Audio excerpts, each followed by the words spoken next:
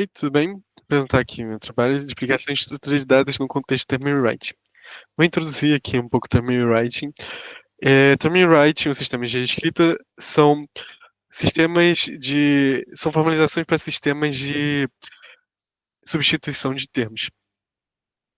A ideia básica é que você vai ter um conjunto de termos e um conjunto de regras de como substituir esses termos, e você consegue colocar bastante significado nisso por ser tão geral. Aqui eu dei um exemplo de de um sistema para representar números naturais, e aqui como seria a computação de 2 vezes 2 do número 2 vezes 2, né? Aqui tem alguns outros exemplos, a simplificação de expressões algébricas. Esse L-Systems é um jeito de você modelar plantas, crescimento de plantas. Aqui se chama P-Systems, é um jeito de você modelar comportamento de células. E na ciência da computação você tem um monte de áreas também nisso. Compiladores, tem pattern matching para linguagem de programação.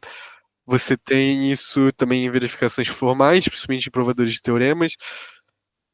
Eu vou falar um pouco dos desafios. Aqui a gente está focando num dos desafios específicos para a implementação, que é o Term Indexing, que diz respeito ao quê? Quando você tem uma base de termos muito grande, numa e você precisa fazer uma consulta para termos. Por exemplo, o provador de teoremas precisa escolher qual é a próxima regra a ser aplicada num dado estado da prova ali. E quando você tem termos com estruturas complexas, como termos aqui que representam fórmulas de primeira ordem, e uma quantidade muito grande, essas consultas podem ser difíceis de ser eficientes. E aqui a gente está apresentando uma estrutura de dados aqui para ajudar a tornar essas consultas eficientes, fazer essa indexação dos termos, né? Aqui são as tries e discrimination trees, focar em tries. Essas discrimination trees são só tries mais gerais, assim, você consegue abarcar tipos de termos mais complexos. Uma try é uma árvore em que o caminho da raiz até alguma das suas folhas, você vai construindo um termo entre aspas, né? Você vai passando, vai construindo um termo, e a ideia é você botar subtermos em cada um dos nós, até que você ir construindo termos. E qual é a ideia geral disso? É você evitar a repetição aqui nesse caso de prefixos, pode ser de sufixos, dos termos, porque você não precisa guardar, por exemplo, aqui tanto para ti, ted, tem, você tem você só guarda o T, depois o E, né? Aqui, no caso, tá construindo, aqui tá mostrando que tá construindo o E, e no final você só precisa dessas outras três para representar essas três palavras. E eu vou mostrar depois nos experimentos que isso muda na eficiência das próprias consultas. Aqui fala um pouquinho das operações básicas, a de inserção. O de N aqui, o N é, né, no tamanho do termo, né? Porque é só você descer da raiz até a folha e depois adicionar alguma coisa.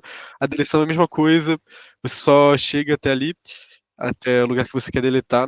É só um caminho na árvore. E a de verificação se o termo está lá, né? A busca também, é só da raiz até a folha.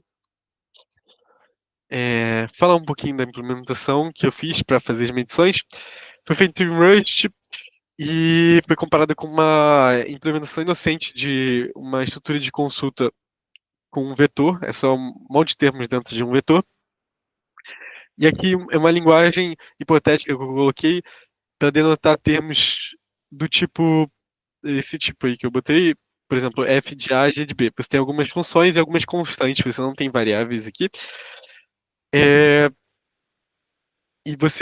a gente está guardando nesse formato que se chama flatten, que é o f de A, g de B, basicamente viraria f espaço A, espaço G, espaço B. E beleza, falar um pouquinho aqui sobre duas operações em específico, que é consulta se um termo está na base de dados, que estou chamando de busca exata, e a busca de termos por prefixos, que é listar todos os termos que tem aquele prefixo na base de dados, né? É, a complexidade da busca exata em uma tree é aquela que eu já falei, é linear no tamanho do termo, e não no tamanho da quantidade de termos, né? É, porque é só você descer da raiz até uma folha. E se o termo não tiver, você vai parar antes, porque é só você ir consumindo as arestas ali da try, né? Já o vetor é pelo menos ODM, porque no pior dos casos você tem que passar por todos os elementos. E M aqui eu tô falando a quantidade de termos na base de dados. E aqui eu tô supondo que é ODM porque você consegue comparar que um termo é igual a outro em tempo constante, que você consegue fazer isso em algumas implementações, né? E aqui dá para ver que nas medições concordam, né, com essa análise assim, você dá para ver que a try não escala com quantidade de termo. E aqui uma coisa interessante de se falar é que o contexto que a try é utilizada é um contexto em que os termos vão compartilhar bastante prefixos. Então a quantidade de memória que é gasta por ela vai ser bem menor do que um vetor também, óbvio, porque você não tem repetição daqueles prefixos e você não precisa guardar tantas coisas. E, enfim. E porque é o contexto que normalmente é utilizado para esse tipo de estrutura de dados, né? Que é o que a gente tentou reproduzir aqui nas medições.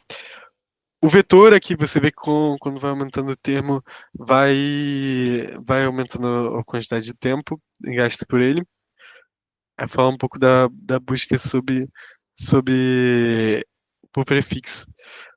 Em uma try, a complexidade é um pouquinho difícil de analisar, principalmente em função da quantidade de termos, porque você tem basicamente percorrer o prefixo na árvore, né, da raiz até algum nó que termine o prefixo, e depois você tem que percorrer a subárvore toda que tem raiz naquele nó que ela terminou.